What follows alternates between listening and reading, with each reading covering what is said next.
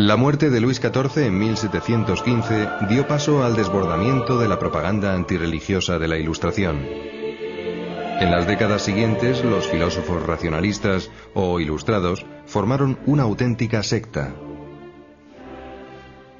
Su pontífice máximo fue Voltaire, poco original pero brillante divulgador. Su obsesión era aplastar a la infame, nombre que aplicaba a la Iglesia Católica. Otro golpe al cristianismo lo asestarán en Francia Diderot y D'Alembert con su famosa enciclopedia, una especie de compilación del librepensamiento ilustrado y anticristiano. En Francia, el llamado espíritu de las luces, hostil al cristianismo, empapó los ambientes de la aristocracia y de la alta burguesía. España e Italia sufrieron solo en pequeña escala la influencia filosófica ilustrada. Una sociedad secreta, la masonería, nacida a principios del siglo XVIII, tuvo un importante papel en el desarrollo de la Ilustración y lo sigue teniendo en el mundo actual. Se inspira en el relativismo y en el deísmo, es decir, en la pretensión de crear una religión natural al margen de Dios. Sus primeras logias se fundaron en Inglaterra y se propagaron por Europa, dividiéndose en diversos ritos y sectas.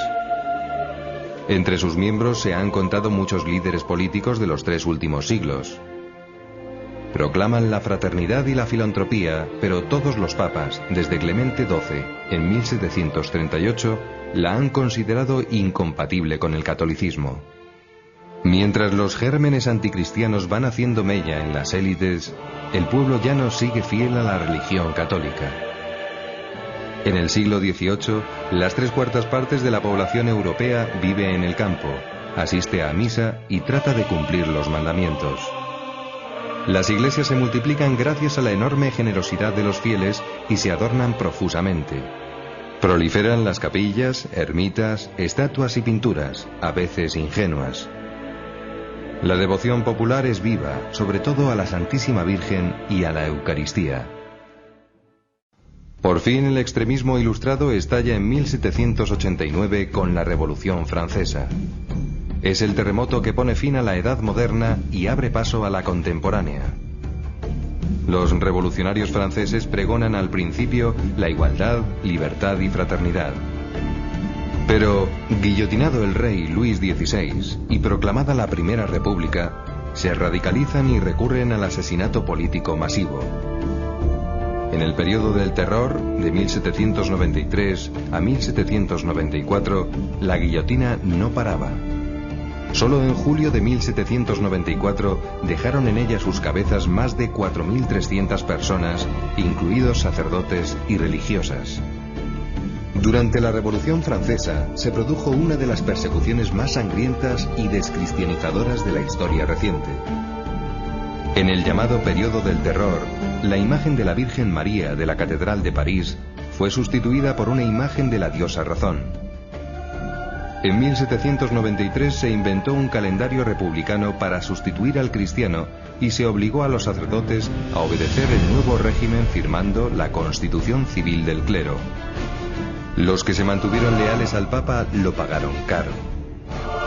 En un solo día se asesinó en París a 200 sacerdotes y 3 obispos. La República usurpó los bienes de la Iglesia y pretendió convertir a los sacerdotes en funcionarios. La revolución engendra guerra civil, guerras exteriores, hambre y caos. En 1799 un ambicioso oficial de artillería aprovecha el desorden para dar un golpe de estado. Se llama Napoleón Bonaparte. Heredero de las ideas revolucionarias, busca ante todo el poder, primero en Francia y luego en Europa, al compás de sus resonantes y sangrientas victorias. Desprecia a la Iglesia, pero quiere servirse de ella, pues intuye que la moral cristiana es la mejor garantía contra el desorden y la delincuencia. Esto explica que en 1801 Napoleón firme con el Papa Pío VII el concordato o tratado que regulará las relaciones entre el Estado y la Santa Sede. La Iglesia puede al fin salir de la clandestinidad.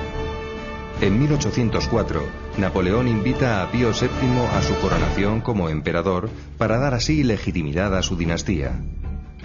Era una encerrona. Fue el propio Napoleón quien se coronaría a sí mismo, y el Papa sería, de hecho, su prisionero. Napoleón quería una religión para el pueblo, pero en manos del gobierno. Exigió el derecho a nombrar obispos en Francia, pero el cardenal de París le contestó: podéis cubrir la tierra con vuestros ejércitos y con vuestro poder, pero no podréis mandar en las conciencias. En 1809 Napoleón se divorció de Josefina y decidió invadir los estados pontificios. Pío VII tuvo el valor de excomulgarlo. El emperador le llamó loco y lo encerró. El Papa sufrió 3 años de cautiverio y solo pudo regresar a Roma después de la caída de Napoleón Bonaparte, en medio de un inmenso clamor popular.